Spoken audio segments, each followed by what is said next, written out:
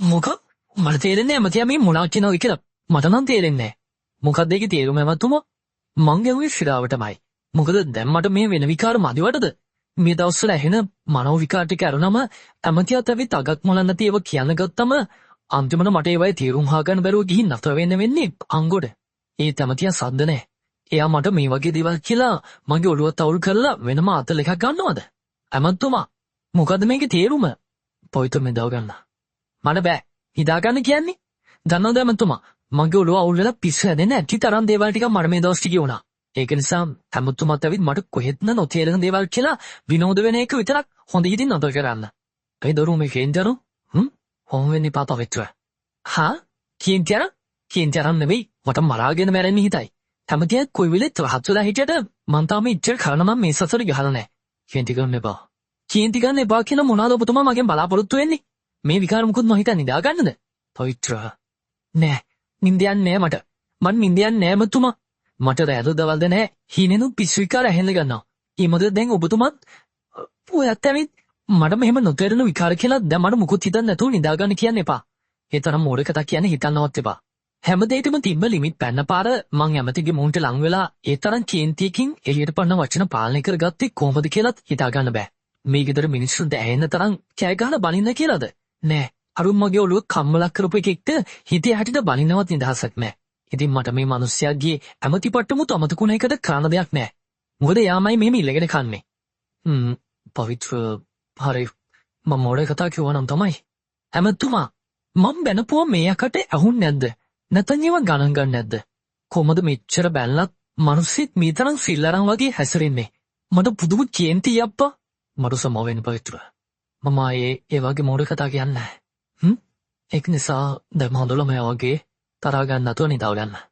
good night පවිත්‍ර. ඒ කියලා ඇමතියා මගේ දිහා හෙන අනාගාමී බැල්මකින් බලන් ඉඳලා කාමරයට ගියා. මට කියන්නේ මේක මේ මැති ඇමති ගොල්ලන්ට තියෙන දක්ෂතාවයක්ද? නැත්නම් මේ මිනිස්සු මේ වගේ තැනකට එන්න ඉපදෙනකොටම අහන් ඉන්න දෙයක්ද? මිනිස්සෙක් මොනවා කිව්වත් ඒක Tamanට නෙවෙයි වගේ අහන් ඉන්න ඩයල් එකක් වෙන්න. මං ආව එන්න මගේ කාමරයට. දැන් කියපන් මට නිින්දයයිද? නිින්දයන්ට කොහොමද යකෝ? අර විකාර මගුලක් කියලා මුකුත් නොවුන ගානට නිදාගන්න කියලා යනකොට මේ පිස්සු මගුල් මදිවට දැම්මට හිටින් පස්සේ කොමන පිටතනක් කිව්වම වෙන්දට මගේ ගෙදර වෙච්ච තැනින් මාව ඇතර විසිකලා කියලා තීරෙද්දි මේ හැම දෙයකම පිටිපස්සින් යාර ආසෙන් වැඩු ඇමතියා කියලා මතක් වෙනකොට මට ඇමතියා ඇන්කාලි හිර කරලා මනම්බරට රාකල 10ක් විතර පෝලා දම්වල ලිහලා දාන්න හිතයි. ආයි ඉපදුන මේක ඇති. ඇයි ඇමතියා කලින් ඉඳන් මං ආයි ඉපදෙනකල් බලන් හිටියද? පිටසක්කුල කතා කියන්න ගත්තම ඇමතියාටත් වෙන දේවල් නැතුව ඇති මතක් වෙන්න. අයියෝ පවිත්‍ර තමුසේ මේ මඟුල අමතක කරලා දානවා හලෝ. තමුසෙත් මේවා ආයෙ හිතන්න ගත්තම තමයි තමුසේගේ ඔළුව තව තව කචල් ගහන්නේ. ඕන මඟුල. මං ඇස් දෙක පියාගත්තා. අද ඇමතියට බැන් එකටම මට හොඳට නිින්දයයි. මට ඉඳ සන්තෝෂයි. පට්ටම සතුටුයි. හැයි ඉතින් ඔහොම දෙයක් හරි කියාගන්න බැරුවනේ මං හිටියේ. දැන් යට එළි වෙද්දි මාව බාවන්න ඇමතියා මැර සෙට් එකක් එක්ක ඩීල් ගැහුවත් මොඩ කමක් නැහැ. නිින්ද කියන්නේ ඔය වගේ හොන්තු ගැන හිතලා නැති කරගන්න දෙයක් නෙවෙයි. සමහර විට ඒටු දේ වෙද්දි ඇමතියට මාත් එක්ක තිබ්බ සේරම ඇයි හොඳයි කම් ටිකත් වාෂ්ප වෙලා තියෙයි. හම්මෝ කොච්චර දෙයක්ද? ඒකව තමයි මටත් ඕන කරන්නේ.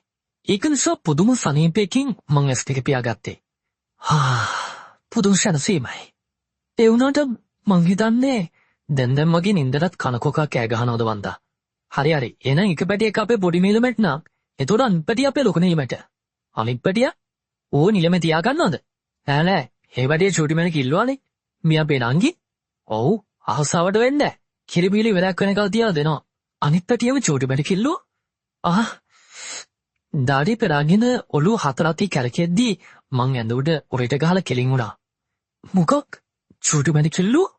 අනික එක පැටියක් අපේ පොඩි නිලමෙට ඇහුණු දේවල් අමතක වෙන්න කලින් මන් නිදි අසිහියෙන්ම ආයෙ මතක් කර බෙල්ල දිකට වැක්කිරන දාඩිය පිහලා දානකොට තමයි තේරුනේ මං ෆෑන් එකත් අන්තිමටම දාගෙන නේද නිදාගෙන ඉඳලා තියෙන්නේ කියලා. මොනවද යන්නේ මේ ඇහෙන්නේ? දැන් වෙලාව කීයද? කළුවරේ මේ ඇඳ පුරාම අත ගාලා ෆෝන් එක ඔයලගත්තට පස්සේ දැක්කේ දැන් වෙලාව පාන්දර 2යි කියලා. පාන්දර 2යි? මේවා සාමාන්‍යයෙන් පාන්දර 2ට ඇහෙන්න පුළුවන් දේවල්ද? අනික ඉන්න. මට දැන් නම් මතකයි.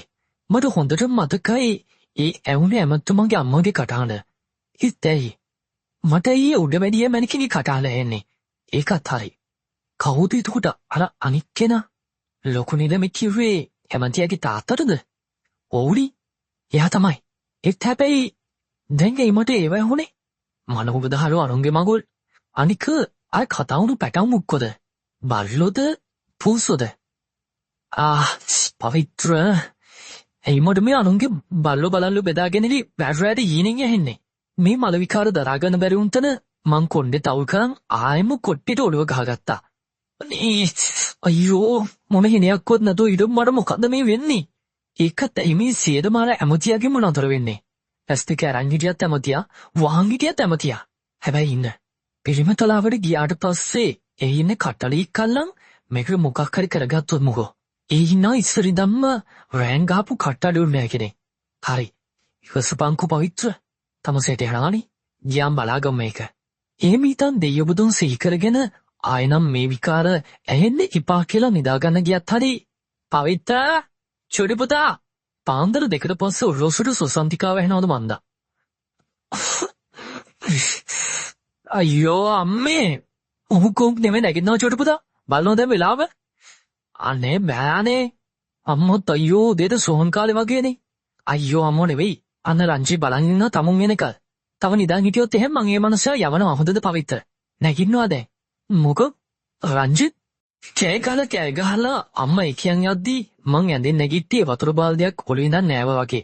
ඈ? රංජිත් මොකද මං වෙනකල් බලන් ඉන්නේ? රංජිත් කියන්නේ ඇමතියාගේ පර්සනල් බොඩිගාඩ්නේ. ඔහු ඉන්න බලන්න. ඉතින් පොළවන් හිටපු රෙද්ද ඇඳපල්ලේ. මං දඩබිඩි ගාලා පහට දෙව්. නෑ. මොකාට උනත් මේ පාන්දර තොල් නටන්න වෙන වැඩ කරන්න ඕනේ නෑනේ. අතට හුණු ඇඳුමක් එනම් පහට ගියා. ඊටත් මට මං ඉන්න විදියත් මතක නෑ අම්මචුව පහල බලන් ඉන්න රංජිත් බලා ගන්නකල්. එතකොට කෝ ඇමතියා? නැගිටලා ආවද? මෙන්න මේ තේක බොනවා චෝටි පුතා. දැන් මං දෙපාරක් විතර අත් කරා. තේන මොනවද? ඔය මාත් හදන්නේ? ඒත් හැබැයි කිව්වොත් වගේම මෙන්න රංජිත් ඉන්නවනේ අකෝ සාලේ පුටුවක් උඩ ඉඳගෙන හරියට මං එනකල්ම බලන් හිටියා වගේ. Ranjith? Sir good morning. Ranjith sir good morning කියන විතරයි පුළුවන් උනේ. අපේ ගෙදර සාලේ තනි බිත්තියක් මැද ගහලා තියෙනවා පත කණ්ණාඩියක්. ඒකෙන් මට මව දකින්න විතරයි ඕන කරේ මේ ලෝකෙන් එක සැරේ චුත වෙන්න. ආයේ කොණ්ඩේ නිකන් පුසු පහුරු ගාපු හනස්සක් වගේ. ඒ මදිවට මං ඇඳන් ඉන්න ඇඳුමට මාවත් දාලා ඇමතියවත් දාලා තව ඕනනම් රංජිත්ව තොබන්න පුළුවන්. අයියකෝ මම මෙහෙම දුවන් ආවේ. අපේ අම්මා ටිකක් හරි කියන් තිබ්බ මට බලපන් උඹේ හැටි මහ බබා ගහනවා වගේ කියලා හරි. හැබැයි ඉතින් මේක දැකලා පුරුදු මිනිස්සුන්ට ඉතින් ආයි කටක් කැරෙන්න මම මැරෙප දෙන්න ඕන. කොයි ඇවිත් තියන්නේ නේද රංජිත්? මට ආයෙ පාරක් කියන්න එපා පවිත්‍ර. මේ තේක බොනවා. බීලා ලෑස්තිලා එන්න අර මිනිස්සුන්ටත් පළක් වෙනවා. බලන්න හැටි වැඩි පැටියෙක් නෙවෙයි දැන් නිකන් පිස්සු පැටියෙක් වගේ. එහෙම නෑ මැඩම්. හැමතුමාද මාව ඩියුටි ඔෆ් කරලා තියෙන්නේ. ඒක නිසා අදිශි නෑ. ඈ? අම්මා රංජිත් නෙවෙයි. මං ඔක්කොම පැත්තකින් තියලා කොණ්ඩේ තතින් වහගෙන උඩට දිව්වට වඩා පිම්බා. ඒ මොන විල්ලැජ්ජාවක්ද? ලැජ්ජාවේ මහතද මං කෙලින්ම දෙව්වේ නාන කාමරේට. අම්මා තේ කොළුවේ හල්නවා කිව්වත් දැන් ඉතින් මං ආයේ පහට එන්නේ නැතුණු මගේ අභිමානය අදාගෙන තමයි. ඒත් කෝ ඇමතියා? මං පාන දැක්කෙත් නෑ. අම්මා මට පාට දැම්මට ඇමතියක් තාම ලිදිවද්ද? හණේ යකෝ. නාගෙන මං සෙල්දම කලින් කරේ එව ගමන් ඇමතියා හිටපු කාමරේට පැනලා දෙකක් කියන්න. හැබැයි කෝ කාමරේ නම් තිබ්බ විදිමයි. ඒත් මොකෙක්වත් නෑ. කෝ මේක? පහළ හිටියවද්ද?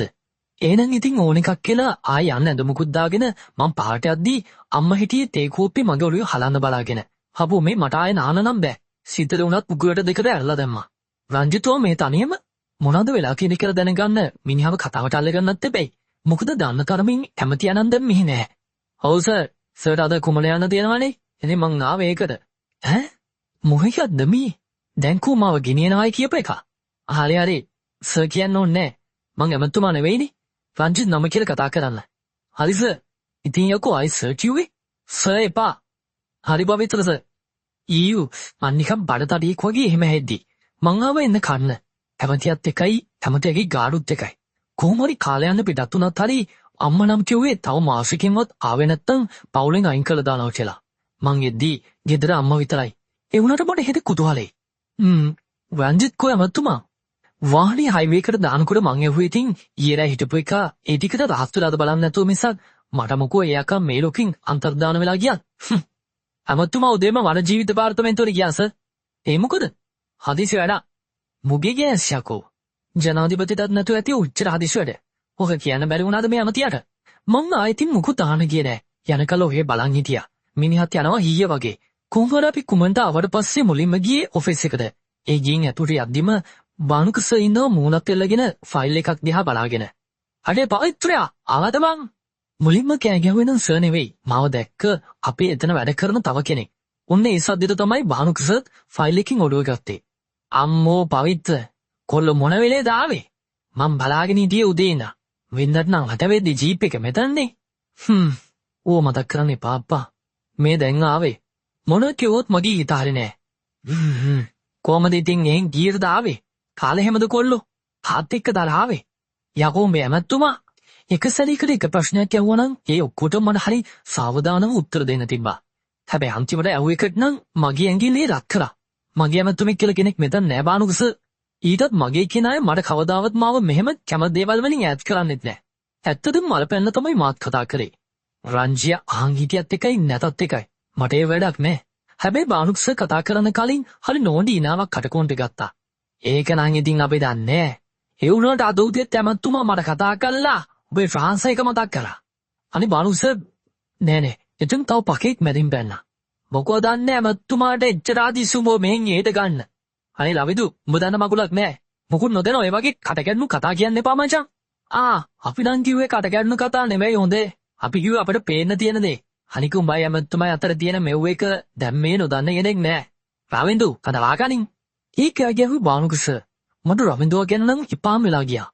මොන මගුලක්ද මේ මන් නැති දවස් දෙක තුනට උනේ? ඇයි සර් මම මොකද කිව්ව වැරද්දේ? ඇමතුමා තලියැත්තු බලන්න එනවා කිය ඇවිත් තියෙන්නේ උන් බලන්නම නෙවෙයිනේ. අම්මාව කාස. තවත් කොටසක් බලාපොරොත්තු වන්න.